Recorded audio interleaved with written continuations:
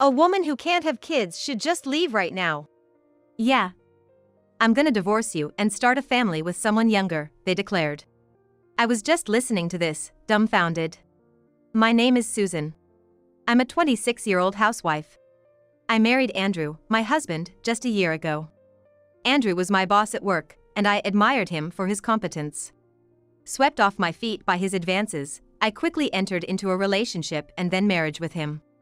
Becoming a housewife was Andrew's idea, and I thought a happy life was waiting for us.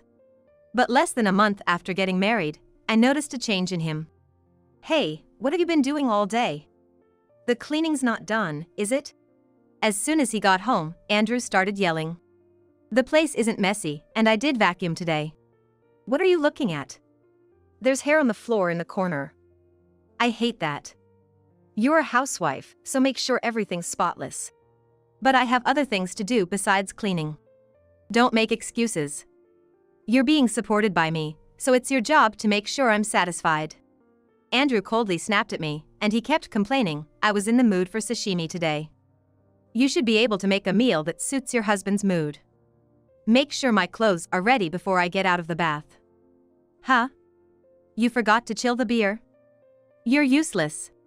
Before we got married, Andrew was careful with his work and considerate of those around him. But it's because I can't do things well that Andrew gets angry. I need to try harder. I started to push myself even more. Then, 6 months after getting married, my mother-in-law showed up unannounced. She was a single mother of one, and after we got married, we built a house close to Andrew's childhood home in a place similar to Nebraska. "Susan, could you let me stay here for a while?" "Mother-in-law, what happened all of a sudden?" "Can't a mother visit her son's house? This house was built by Andrew, so you just need to listen to what I say." Eventually, it led to us living with my mother-in-law. She doted on Andrew and seemed to despise the idea of a daughter-in-law, saying, "Susan, you're going to feed Andrew that? I'll throw it away, so make it again." Repeatedly throwing away my cooking or looking at my clothes when I was about to go out, she would say, "You're going out in such indecent attire? Are you still trying to attract men's attention? That's just shameful. And you don't even need to wear makeup anymore. It's Andrew's money, so don't waste it, please." I was constantly harassed and belittled, almost driving me to a nervous breakdown. No matter how much I appealed to Andrew, he would dismiss it, saying, "My mom is just looking out for you. She's not saying anything wrong." Getting along with my mom is also part of a wife's duties, isn't it? And ever since his mother moved in with us, Andrew started to be stingy with the household expenses. I haven't received this month's living expenses yet. "What? Are you bringing up money again? It's my hard-earned money, so use it wisely." He would raise his voice, so I even dipped into my savings from before I was married. Moreover, he began coming home later and later, almost daily returning drunk. I thought of divorce, but somehow believed, surely, if we have a child, Andrew will return to his kind self. A year passed, and I decided to start fertility treatments. I want to undergo fertility treatment. Your mom has been pressuring us to have a kid soon. I'll use my savings for the treatment costs, so don't worry. But I want you to come with me, Andrew. All right, I understand. But just so you know, I won't contribute a single cent. You handle all the troublesome stuff.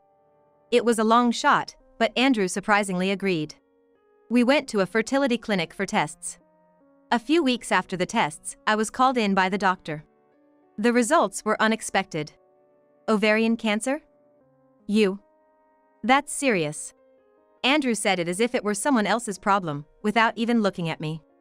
I was called in by the examining doctor today and was told, "It looks like they'll have to remove my ovaries." "Removal? So, does that mean kids are out of the question?" As I was about to respond, the living room door burst open, and his mother stormed in, shouting, "A wife who can't have kids is worthless." "Yeah. I'll divorce you and find a younger woman to start a family with." They declared this to me. I listened in a daze, but was finally able to give up on Andrew. I filed for divorce. There was no division of assets or alimony. I left with virtually nothing but the clothes on my back. And then one day, I was called from behind, and when I turned around, Andrew and my former mother-in-law were standing there. "You're Susan, right? Long time no see." I never thought I would run into them again, and I was frozen in shock. Andrew started talking to me as if nothing was wrong. "You look well. I heard you had cancer, thought you might be dead by now, but good to see you're alive," he said, with not a shred of delicacy. When I ignored them, he said, "What's with the cold shoulder?" "I got remarried after we split, but man, the young one doesn't get pregnant and complains a lot, so I ended up divorcing again. Young girls are cute, but they just don't have the patience. You're old and without ovaries, so you must be lonely, right? I'll keep you company." "Oh, Andrew, you're so kind. Since I'm getting on in years, I'll let you take care of me. That way, you can stay with Andrew too, it's not a bad deal, right?" the former mother-in-law chimed in. They started saying whatever they wanted, and I was dizzy from their audacity. "Well, it's a problem if you can't have kids, so maybe I'll get a young mistress to have them." "Since you can't, you'll just have to deal with it." "Mistress? You think you can get a young mistress now?" I said coldly. Andrew and the former mother-in-law were wide-eyed, probably because I never talked back during our marriage.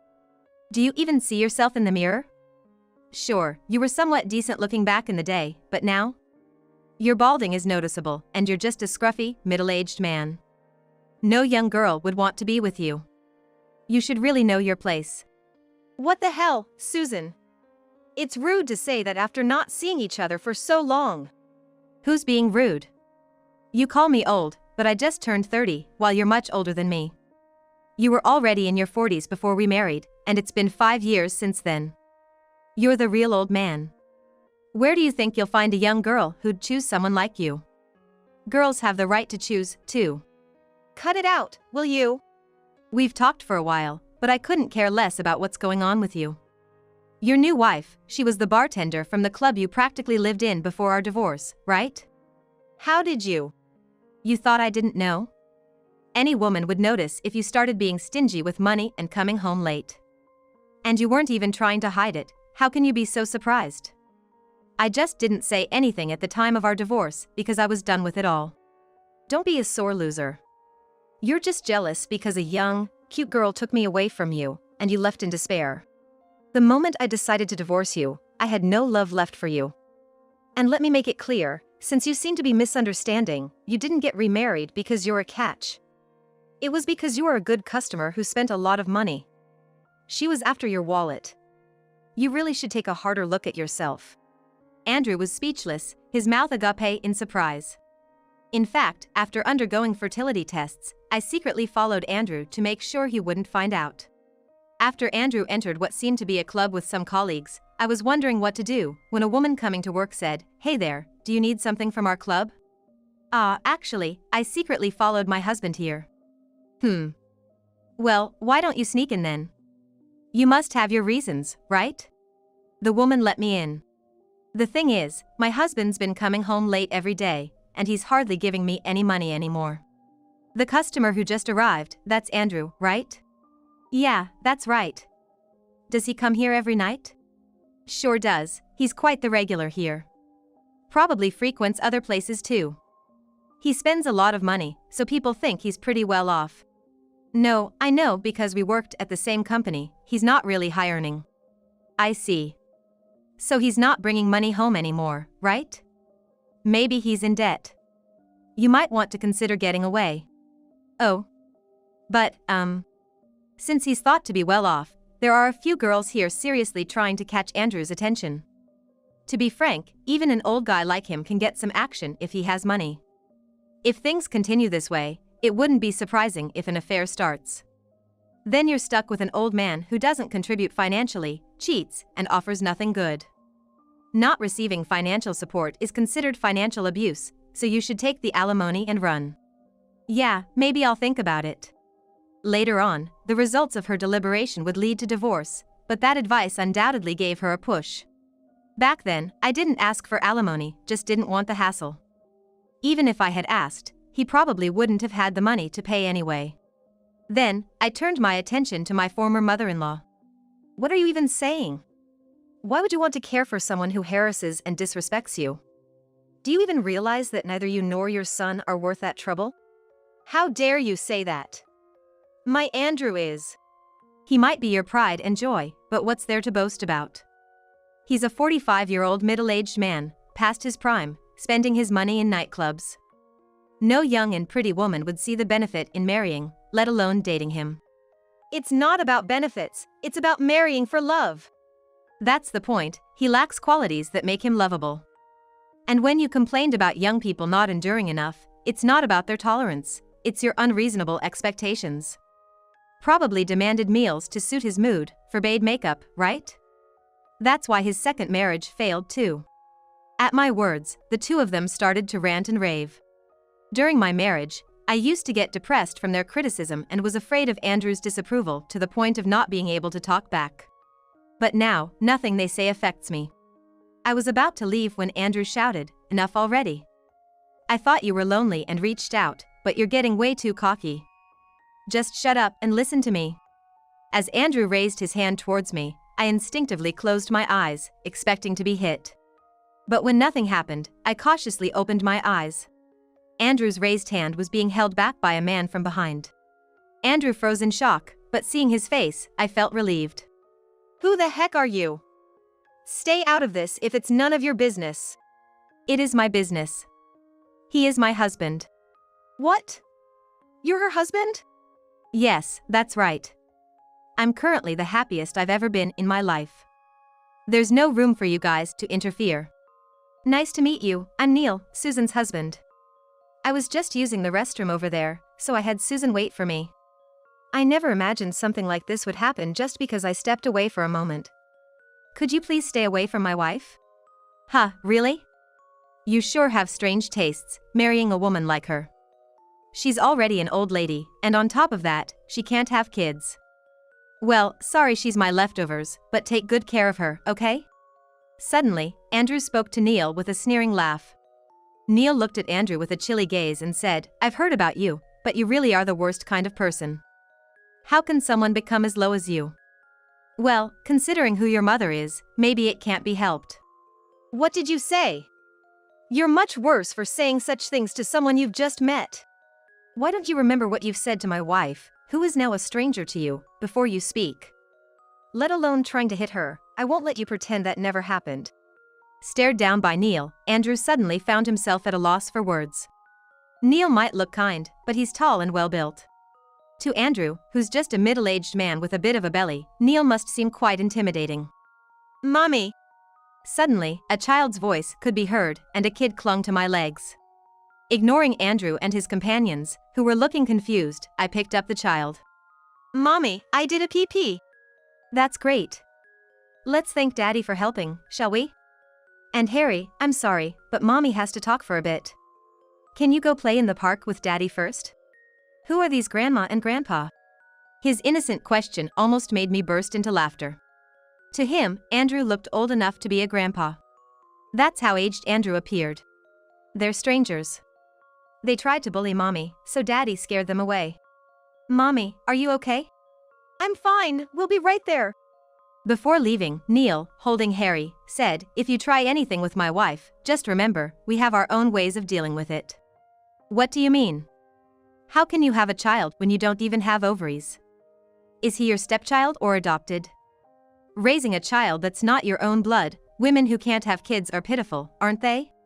Whether he's a stepchild or adopted doesn't matter, but Harry is my own child. You divorced me without listening to my explanation, remember?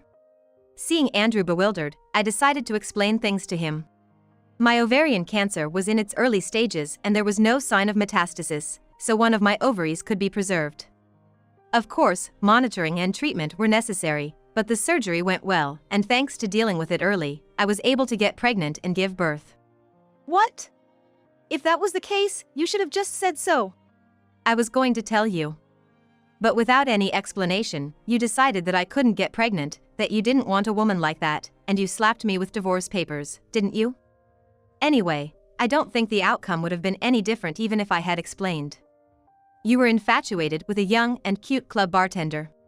When I said that, Andrew awkwardly looked away. I thought about leaving these two, but before I did, I decided to give Andrew a dose of reality. Well, I managed to have a cute little one, but you should be more worried about yourself than others. Huh? What do you mean by that? Exactly what I said. You felt sorry for me because you thought I couldn't have kids, but it turns out, you're the one who will never have a child that's biologically yours. What do you mean? If I wanted to, I could easily find a young woman. That's not the issue. It's not about whether the other person is young or not. The problem is with you. Huh? What are you talking about? Do you remember when you went with me to get tested, just to maintain your appearance? I found it odd when Andrew easily agreed to infertility treatment, even though I was the one paying for it.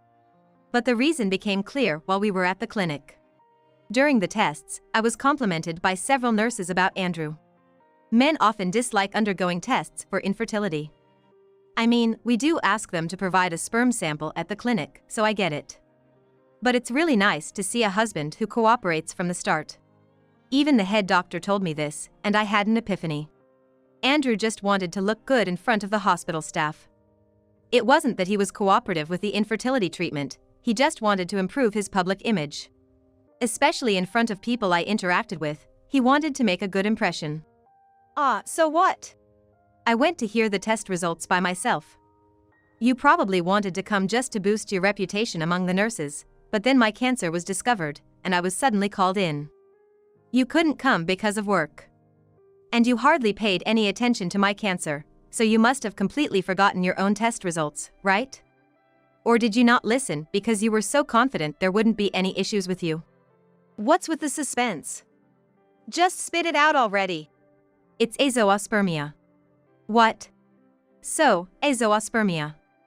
You've never been able to impregnate a woman from the get-go. By the way, I had ovarian cancer, but everything else was fine.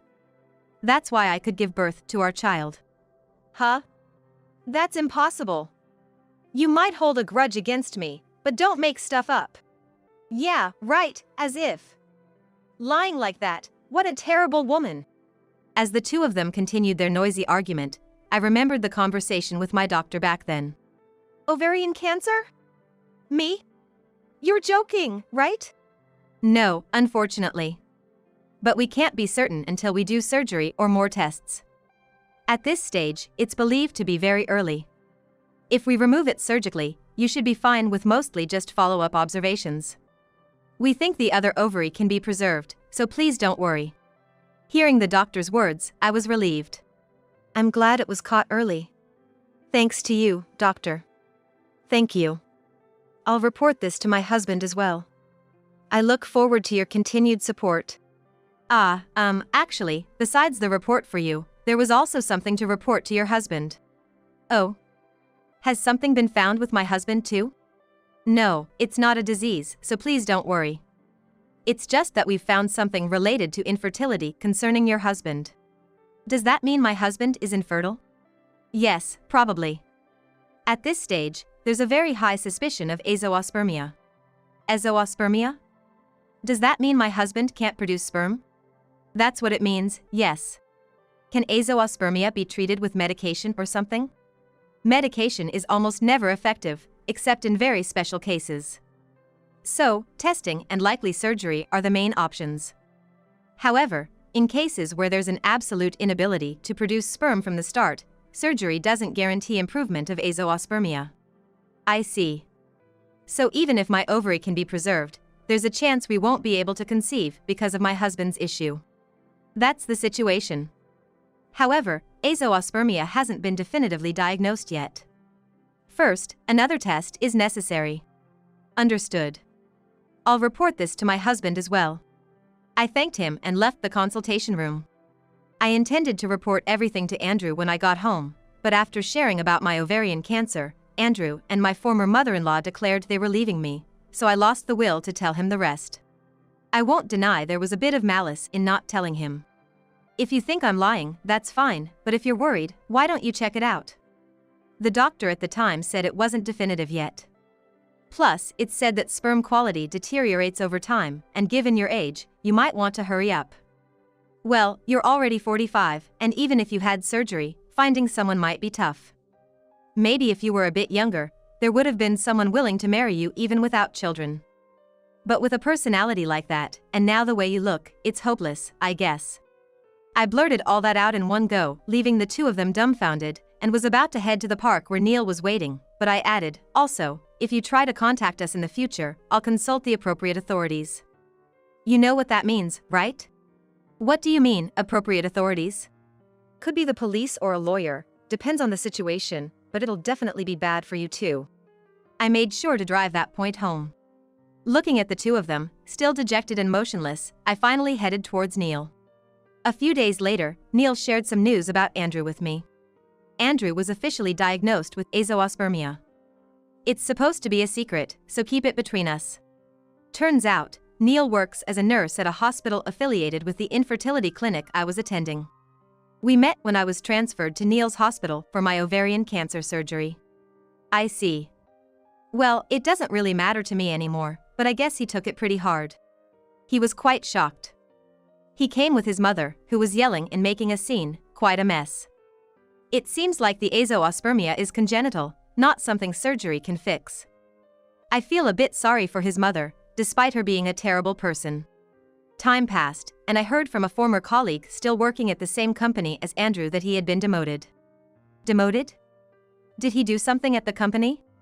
It seems he had a fight with his mother at home and hit her.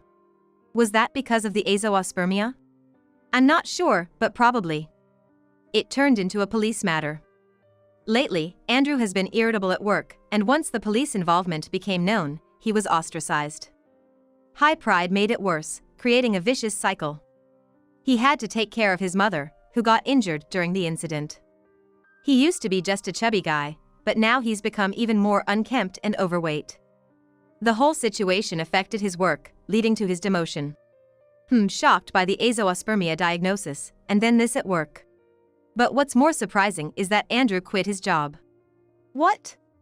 He quit because of the demotion? It seems so. Impossible for me to be demoted. I can't stay in this company. I'll leave, and you'll all regret it, he shouted and left. Since then, he's gone off the radar. Wow, his pride really is something. He'll be the one regretting it, I think. Andrew believed he was good at his job, and I thought so too before we got married, but it turns out he wasn't trusted with important tasks after all. Yeah, when you're young, older people always seem like they can do their jobs well. And it looks like Andrew was suspected of embezzling company money. Wow. That's a crime. Probably used it to pay off debts or something. It seems like it was hard to prosecute him for it. So, they intentionally kept him away from important tasks without him noticing. According to a coworker, they made his demotion obvious this time to make him quit on his own. Well, from my point of view, that's karma for you. A few days later, a letter from Andrew somehow arrived at my house. Are you doing well? I'm not doing well at all. I was suddenly demoted at work, so I quit my job. It's outrageous to demote me after all the hard work I've put in, right? The company will surely struggle without me, but it's their own fault. Now, I live with my mom. We moved to an apartment, not the house I used to live in with you. It was too big for just the two of us. My mom got injured, so I'm taking care of her. She started to show signs of dementia, possibly because she can't get out much lately. Even now, she often mentions Susan's name. I think she misses you. Truth be told, I still love you, Susan. I remember the room you kept so tidy and the meals you cooked for me, and I regret what I did to you. Susan, please come back. You have a child now, so I don't think you'd mind that I'm infertile. I'll even forgive your current husband if you return to me. You were happier with me, I'm sure. I hope Susan chooses the right future. After reading Andrew's letter, I laughed and tore it up. I'm curious about how he got my address, but we're planning to move soon anyway because our family is growing. The only good thing is that Andrew's genes won't be passed on to future generations.